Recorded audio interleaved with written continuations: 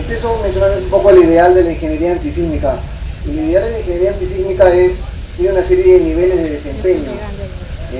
Dependiendo del edificio del cual estructuremos o diseñemos, tenemos que ocuparnos de ver la operatividad en caso de, por ejemplo, si tenemos un edificio común, para un sismo leve, deberíamos esperar que esté operativo, ¿no? Que quede operativa la estructura, una casa,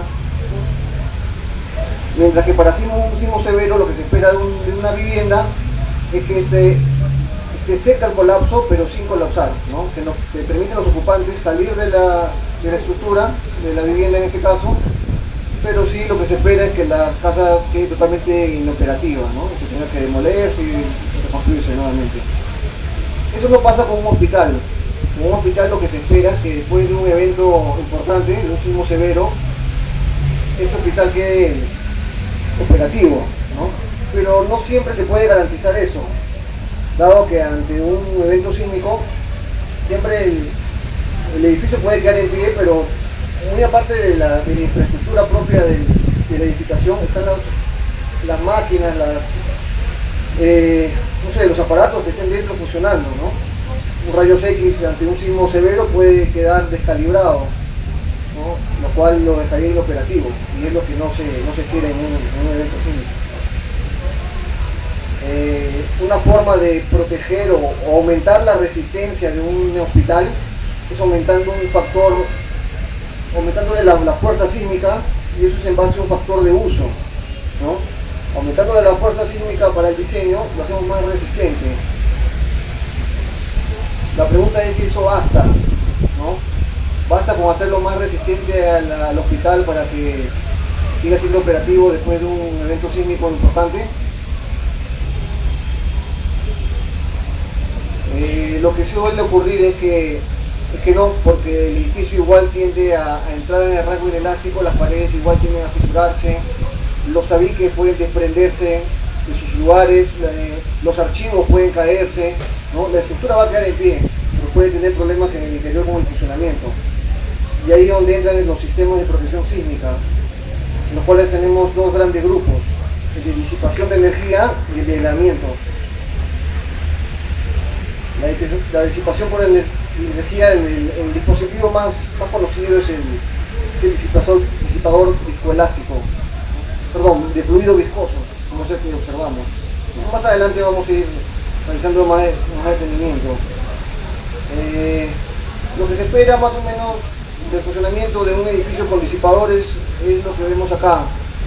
Un edificio sin disipadores, vemos que va a tender el edificio a tener un cierto desplazamiento, mientras que un edificio con disipadores, ese desplazamiento que se espera es que disminuya.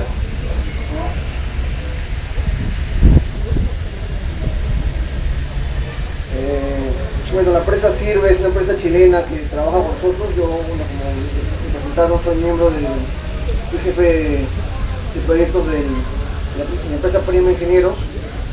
Con ellos tenemos una alianza para desarrollar ingeniería relacionada a la protección sísmica. Este es un ejemplo de un edificio que existe actualmente. El de la izquierda es un edificio sin disipadores, es un modelo sin disipadores, y el de la derecha es uno con disipadores. Podemos observar un poco lo que está claro el comportamiento, ¿no? El edificio sin disipadores tendería a desplazarse más, lo que generaría más vibraciones, más aceleraciones, más fuerzas en los elementos, más sensación de movimiento, ¿no? Mientras que el edificio con disipadores lo mitiga, ¿no? Lo disminuye. Ahí podemos ver los disipadores que se están usando en este edificio.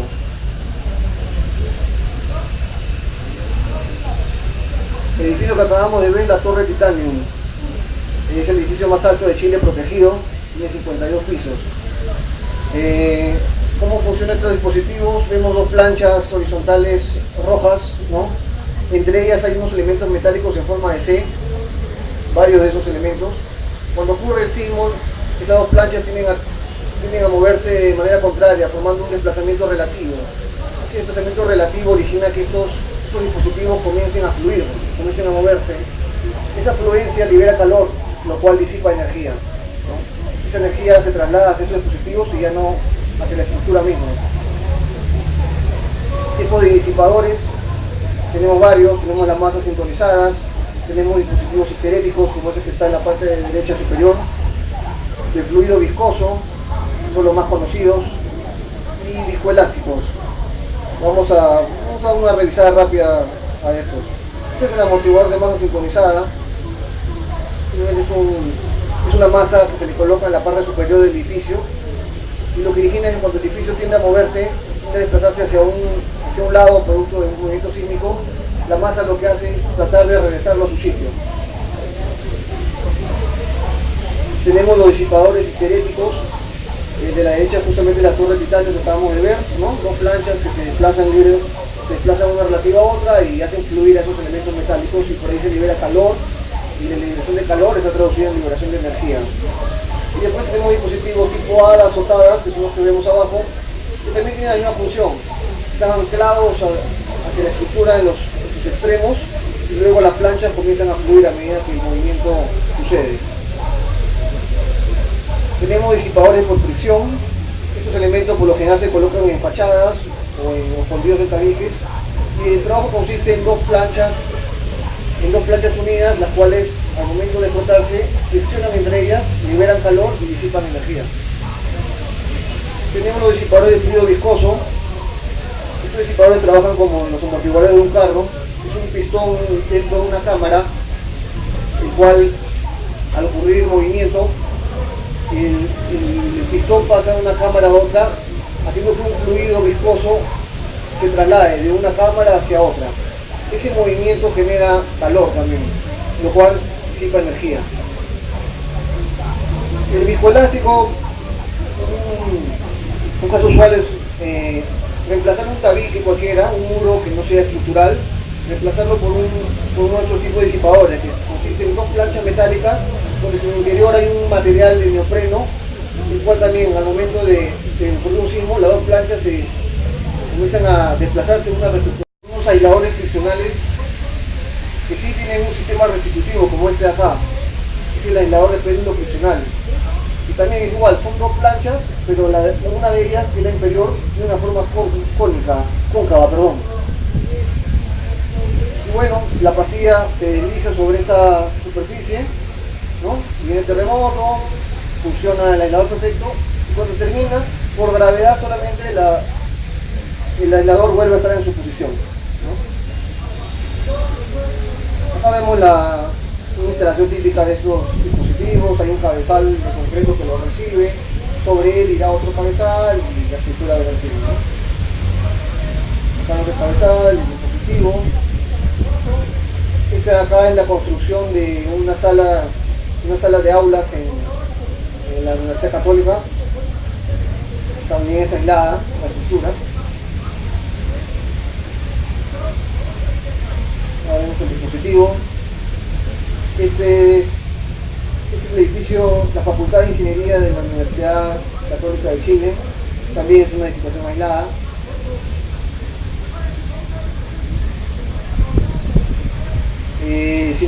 Si comenzamos a ver queremos analizar la reducción que origina el aislamiento sísmico, la reducción de demanda sísmica. Lo que hace el aislamiento sísmico es trasladar una estructura rígida, la cual tiene una demanda sísmica importante porque está en la zona alta, a una zona alejada, a periodos bastante altos, donde la demanda sísmica es mucho menor. O sea, una estructura sin aislamiento estaría ubicada en una zona de demanda sísmica alta, la trasladamos a una baja. Eso es lo que originan los aisladores. Hay una reducción importante de energía. Ahora quiero hablarles un poco sobre la ingeniería de valor de protección sísmica. La ingeniería de valor trata sobre el estudio de una estructura y revisar qué es lo mejor que podemos darle, cómo podemos nosotros tener una estructura óptima, nunca perdiendo de vista 3 puntos importantes, que es la funcionalidad de la estructura, la economía, ¿no? Y la seguridad. La funcionalidad y la seguridad no podemos quitarla de una estructura, pero sí podemos hacerla más económica, sin afectar estas dos. Esa es la ingeniería de valor, ¿no? Una estructura ya dada, meterle cerebro para digamos, hacerla más óptima, ¿no? Entonces, ¿de qué trata la ingeniería de valor para este tema de protección sísmica? Es estudio de alternativas, de aspectos técnicos, ¿no? ¿Qué sistema de protección sísmica es el mejor que podemos darle a una edificación? Aspectos económicos, el cliente cuánto está dispuesto a pagar, ¿no? Ese es un costo adicional a la protección sísmica, no es gratis, no es que le quitemos algo, le pongamos algo y reemplacemos, ¿no? O sea, ya por sí hay un costo ahí, ¿no? Restricciones arquitectónicas, ¿no? Los disipadores son elementos por lo general formados por una diagonal, el cual te ocupa un espacio, puede estar en la fachada y no puede estar en los límites del edificio y te cambia la fachada. Requerimientos del cliente, el cliente cuánto está dispuesto a pagar, cuánta reducción de fuerza sísmica le gustaría al cliente que tenga su edificio. Entonces la primera pregunta que deberíamos hacernos es ¿aislamiento o disipación? ¿No? ¿Qué le ponemos a una estructura? Ambas tienen ventajas y ambas tienen desventajas. Entonces deberíamos concentrarnos en las desventajas, y más que ventajas son restricciones que pueda tener una estructura, porque no toda estructura puede llevar las dos o de repente ninguna, ¿no? Y es necesario conocerla. Por ejemplo, aislamiento sísmico, es la más efectiva que hay. Restricciones arquitectónicas, ¿no? Los disipadores son elementos por lo general formados por una diagonal, el cual te ocupa un espacio, puede estar en la fachada y no puede estar en los límites del edificio y te cambia la fachada. Requerimientos del cliente, el cliente cuánto está dispuesto a pagar, cuánta reducción de fuerza sísmica le gustaría al cliente que tenga su edificio. Entonces la primera pregunta que deberíamos hacernos es ¿aislamiento o disipación? ¿No? ¿Qué le ponemos a una estructura? Ambas tienen ventajas y ambas tienen desventajas. Entonces deberíamos concentrarnos en las desventajas, y más que ventajas son restricciones que pueda tener una estructura, porque no toda estructura puede llevar las dos o de repente ninguna, ¿no? Y es necesario conocerla. Por ejemplo, aislamiento sísmico, es la más efectiva que hay. Da reducciones de hasta 90% de fuerza sísmica o de demanda sísmica reducida, cosa que la disipación no. La disipación hasta un 40% nomás te reduce la fuerza. Entonces, desde ese punto de vista, el mejor sistema de protección sísmica sería el aislamiento, ¿no? ¿Qué más?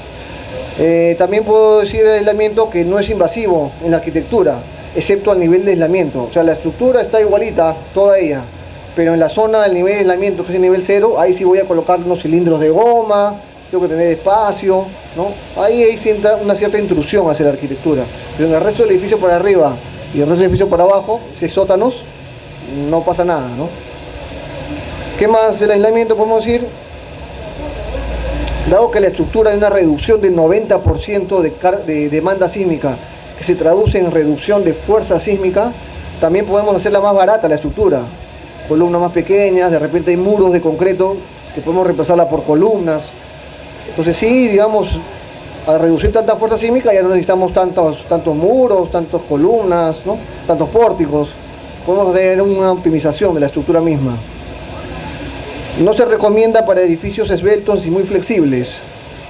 Edificio flexible, edificio esbelto son edificios altos, ¿no?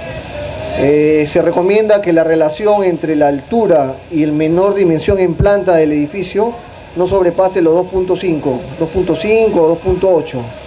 Si sobrepasa esa relación, ya estamos hablando de un edificio alto, y el cual ya el aislamiento no puede funcionar. ¿Qué más? ¿Qué se necesita? Juntas de separación mayores con los vecinos. Acuérdense que el aislamiento originaba que el edificio se mueva con un bloque rígido. Entonces necesitamos una separación del edificio con cualquier cuerpo apoyado sobre el suelo, en este caso límite de propiedad, ¿no? Y el desplazamiento, estamos hablando de desplazamientos de entre 30 y 40 centímetros. Entonces tenemos que dejar una junta de ese tamaño para que el edificio pueda desplazarse sin problemas, ¿no? Sería una restricción importante, que el arquitecto debería conocerlo, porque le estoy quitando 30 centímetros por todos los lados de área útil para su proyecto. Después hay que resolver detalles de elementos que atraviesen la interfaz de aislamiento. Por ejemplo, una tubería una cañería de agua. el edificio se va a mover, pero puede haber una cañería que atraviesa el edificio aislado y va hasta el suelo. Lo que tendría que colocar justo en esa intersección entre el edificio aislado y la zona no aislada es una tubería flexible que permite también un movimiento. Si el edificio tengo calculado para que se desplace 30 centímetros, esa tubería debe ser capaz de también soportar un desplazamiento de 30 centímetros sin romperse, obviamente, ¿no? Vamos a la disipación. En algunos casos afecta a la arquitectura, ¿no? Por ejemplo, ese es un pórtico, se da la fachada, entonces voy a tener los vidrios, todo bonito, y ahí va a aparecer un aspa, ¿no? Un elemento diagonal. Dependerá del arquitecto. Si no lo quiere el arquitecto, no tendrá disipación. Si el cliente quiere disipación, el arquitecto tendrá que ver cómo lo oculta, pondrá vidrios negros, o simplemente hará una arquitectura que esté en armonía con estos elementos, ¿no? En general no reduce la estructura, pero mejora su desempeño. Entonces, en el fondo estamos diseñando la estructura con un R menor. Es efectivo en edificios flexibles. En edificios flexibles sí puedo colocarlos, ¿no? Entonces, si tengo un edificio muy flexible, el cual he descartado el aislamiento, podemos colocarle disipación de energía. No tendremos reducciones del 90%, pero sí podemos llegar a 30, 40%. Se pueden reducir las juntas de reducción por desplazamiento. En este caso, el edificio que tendría un desplazamiento original, podemos reducirlo. Entonces las juntas de separación con los vecinos pueden reducirse. Hay que resolver unos anclajes en la estructura del edificio. Estos dispositivos se anclan, por ejemplo, en la figura, se está anclando con las uniones entre columnas y vigas. Ahí habría que hacer un elemento, una cartela para recibirlo. Hay un detalle metálico hay que resolver. Revisemos aislamiento en la base.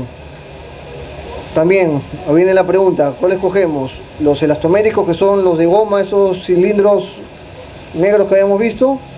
¿O los dispositivos de fricción, como el péndulo invertido, ¿no? También tenemos dos para escoger. ¿Cuál es la ventaja de fricción de péndulo invertido? El de FPS. La rigidez no depende de la carga axial, solo depende del radio de curvatura de la lámina inferior. Y es adecuado para edificios con cargas asimétricas y masa variable. De ese tipo todavía no tenemos edificaciones en el Perú, tampoco no hay en Chile. Básicamente esto se debe a que no tenemos, en Latinoamérica no existen laboratorios para ensayar estos dispositivos. Estos dispositivos siempre se deben ensayar, siempre tenemos que ensayarlos, y en Latinoamérica no hay laboratorios para eso. Por eso es que no son muy utilizados, ¿no? En esta parte del mundo. En Estados Unidos, en Japón, sí tienen los laboratorios indicados y utilizan estos tipos de dispositivos. Si miramos los elastoméricos, esos son ya de uso general, ¿no? Tienen múltiples ventajas, las cuales vamos a ver en un momento. Son muy usados en países sísmicos, Perú, Estados Unidos, Chile, ¿no? La siguiente pregunta es, ¿usamos con aisladores con núcleo de plomo o sin núcleo de plomo? De por sí el núcleo de plomo lo hace más caro al dispositivo. Si se quiere usar con núcleo de plomo, se aumenta la rigidez y el amortiguamiento. Como les digo, cuando el aislador comienza a desplazarse por el evento sísmico, ese cilindro de núcleo, el azul que vemos ahí, comienza a fluir. El plomo comienza a fluir y comienza a liberar energía, lo cual aumenta el amortiguamiento del edificio. Da más rigidez. Entonces, si tenemos un edificio asimétrico, podemos ubicarlo estratégicamente para reducir esa excentricidad, esa torsión que pueda tener el edificio. Como les dije, son más caros y por lo tanto debería limitarse estrictamente hasta si fuese necesario, ¿no? Eso un poco ya viendo digamos, las necesidades del cliente, ¿no? La idea sería utilizarlos ya si fuese totalmente necesario, ¿no? Podemos combinar de repente aisladores elastoméricos con aisladores tipo deslizantes, sí, también se pueden combinar, ¿no? No podemos usar solamente deslizadores, porque como les dije, no tiene una fuerza restitutiva. Al momento de terminar el sismo, el edificio tiene que quedar en su posición original, y estos dispositivos por sí solos no lo permiten. Con una buena combinación se logra tener reducir significativamente el movimiento del edificio, la junta de separación. Para que se hagan una idea, más o menos, los aisladores elastoméricos están costando cada uno más o menos $8.000, por poner un número redondo, mientras que los deslizadores cuestan alrededor de $3.000, $3.500. Entonces ya vemos que el deslizador es mucho más barato que el elastomérico. Como les digo, si hacemos de puros aisladores elastoméricos, tendrá un costo. Si le agregamos deslizadores, quitando algunos elastoméricos, mejorará a nivel de costo. Pero no podemos usar puros deslizadores, ¿no? Es lo que estamos conversando. Son más económicos los deslizadores que los aisladores. Entonces, en conclusión, un buen proyecto debería considerar una combinación entre ambos, entre aisladores y entre deslizadores, ¿no? Acá está el espectro, acá está la demanda sísmica. Es un gráfico parecido al anterior, donde tenemos el edificio sin aislamiento, y con aislamiento hay una reducción significativa de lo que es la fuerza sísmica, ¿no? Especificaciones que puedan ser, eso ya depende, esto ya es básicamente a nivel de proyecto, de expediente, ¿no? El expediente viene con unos planos, con unas especificaciones de todo lo que significa la estructura, y eso incluye los dispositivos. Entonces los planos, las especificaciones de un proyecto o de un expediente debe ser abierto, pues, ¿no? Debe dejar abierto a que se use en cualquier marca de dispositivo, ¿no? Entre los más comunes tenemos los aisladores de Ulco, de DIS, y ya tenemos otras marcas que están llegando al país. Se está masificando el uso de protección sísmica en nuestro país. Como les digo, actualmente es obligatorio ya para los hospitales tener hospitales aislados, ¿no? El procedimiento, análisis y diseño, para hacerlo rápido, hay que estimar los desplazamientos y las fuerzas, hay que hacer un análisis no lineal de la estructura, ¿no? Introducirle un registro sísmico para ver cómo está comportando. Estoy hablando de un modelo previo a lo que es la esquematización en el plano, ¿no? Estamos hablando ya del diseño estructural. Se tienen que modelar correctamente la estructura, se tienen que modelar los aisladores, los dispositivos.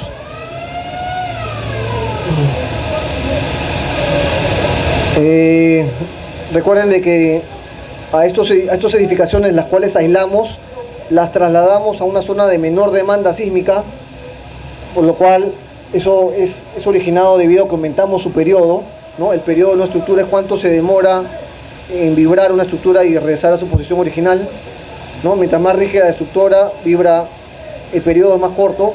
Mientras más flexible, la estructura tarda en regresar a su posición. Entonces el aislamiento origina que el periodo de la estructura tarde en regresar a su posición original, por eso es alto el periodo. Actualmente, la norma actual, la vigente de sismorresistente, no considera un adecuado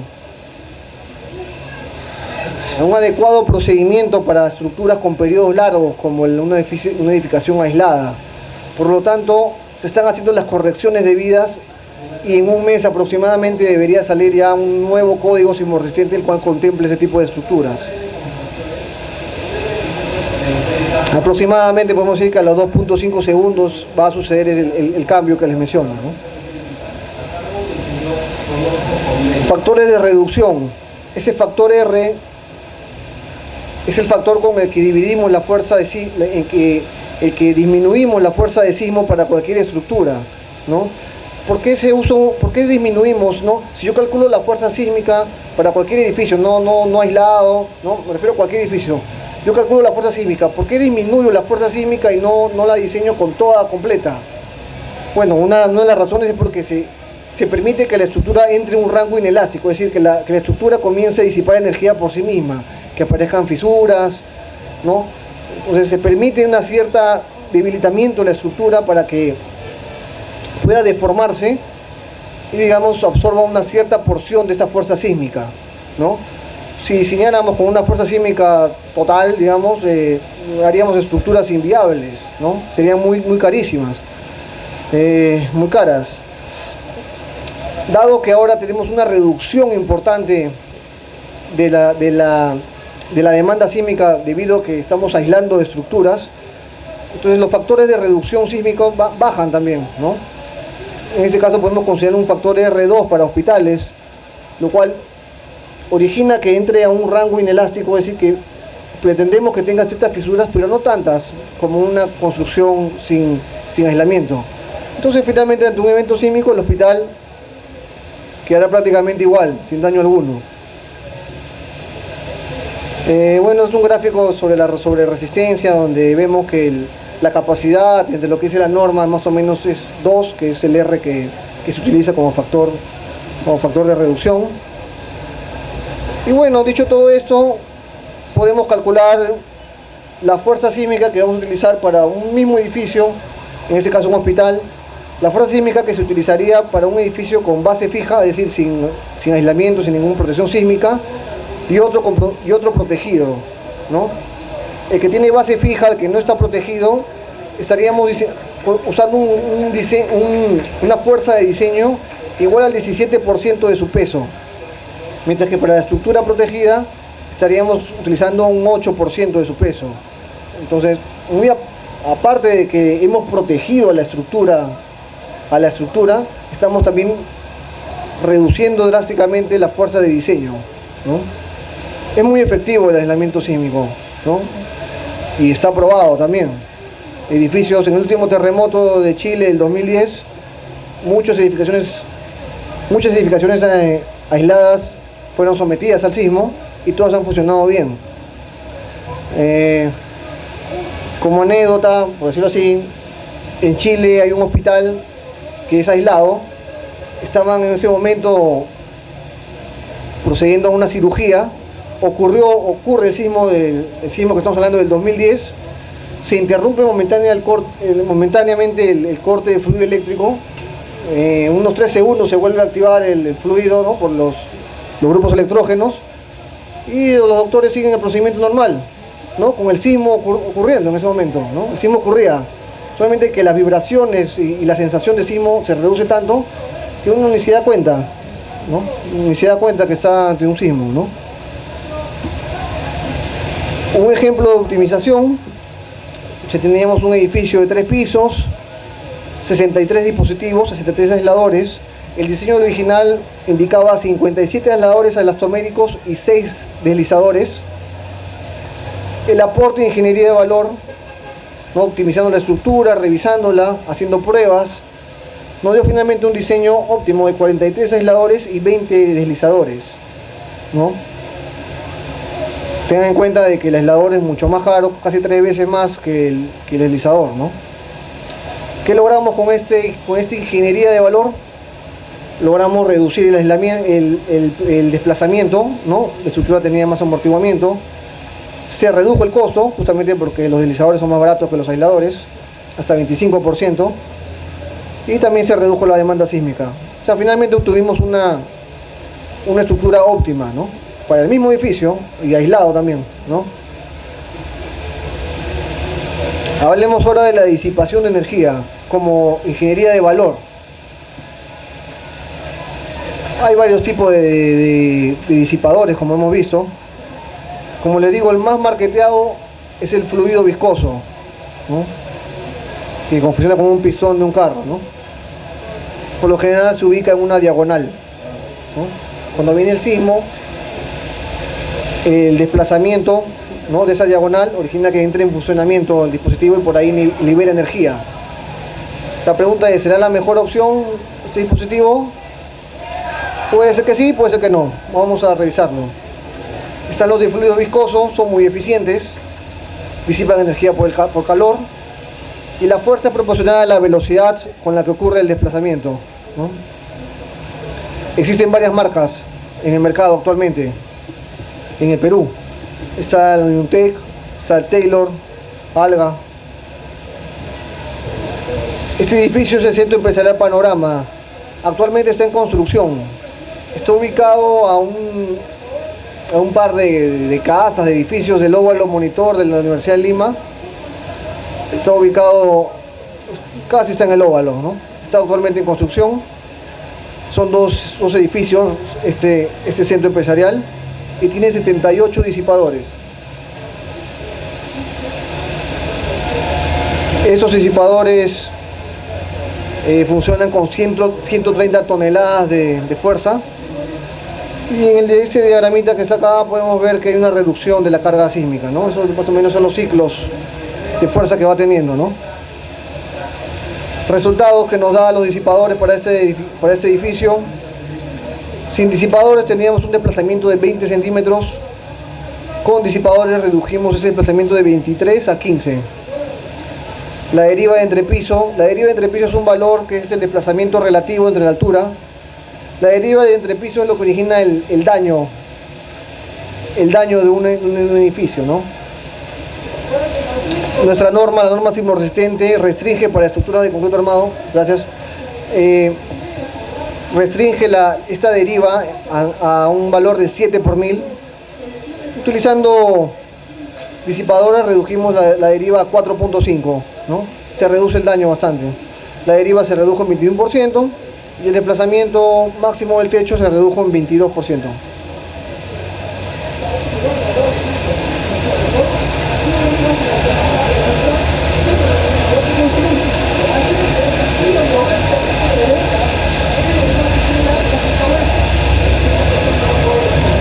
Regresando a lo que es la presentación de un expediente técnico o de planos de estructura para la construcción de cualquier estructura con disipación de energía, me gustaría aclarar algunos límites que a veces se proponen o que suelen proponerse en especificaciones técnicas.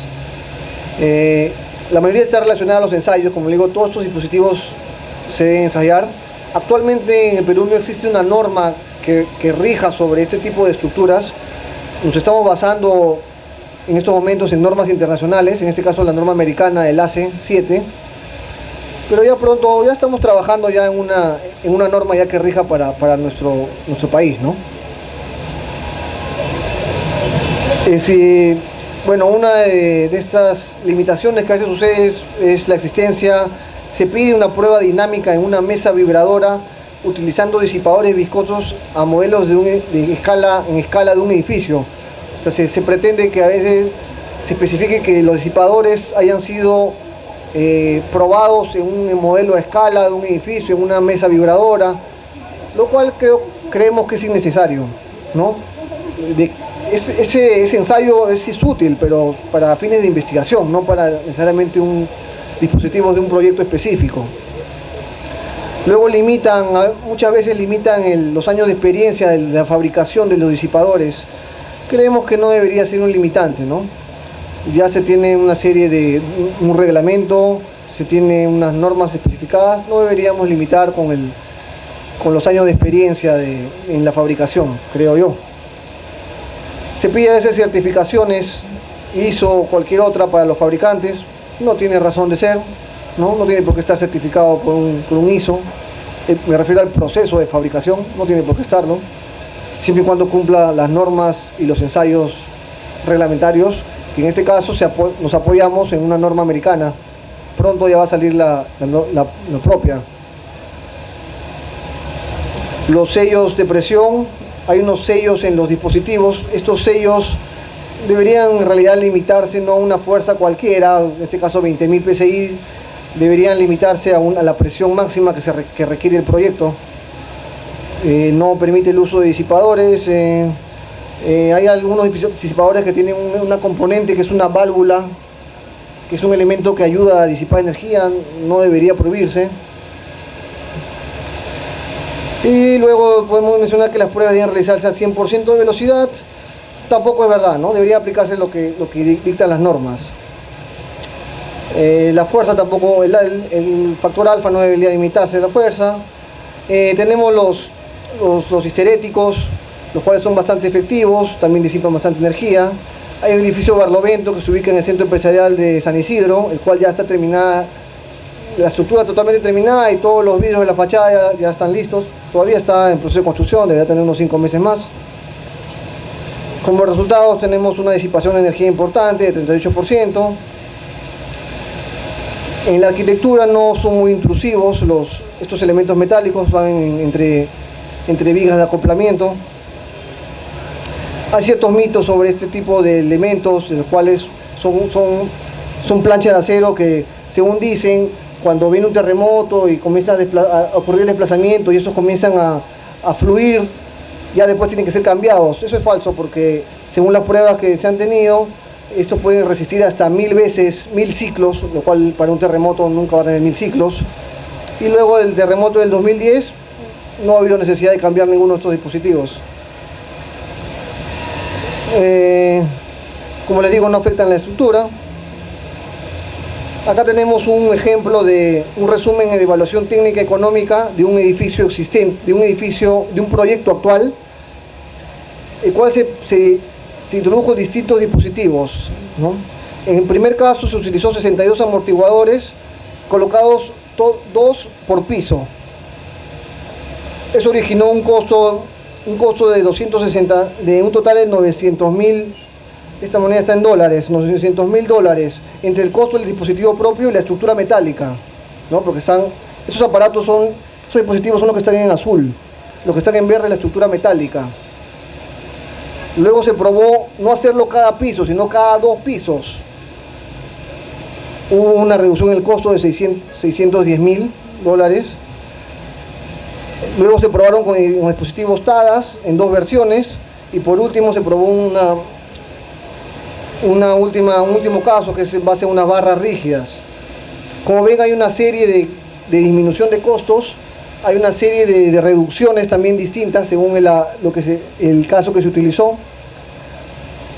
Sobre el tema de costos y reducción ya depende mucho del cliente, ¿no? El cliente, el promotor de ese proyecto dirá: quiero más reducción, quiero menos, quiero más barato, pero lo importante es que le damos ahí toda la gama de valores, ¿no? Para terminar, solamente un listado de los edificios protegidos que actualmente existen en el Perú. El primero de ellos fue la torre de control del aeropuerto Jorge Chávez, y también la parte de la terminal. En los que han ido al aeropuerto van a ver unas diagonales. En la parte superior ahí están los disipadores, ¿no?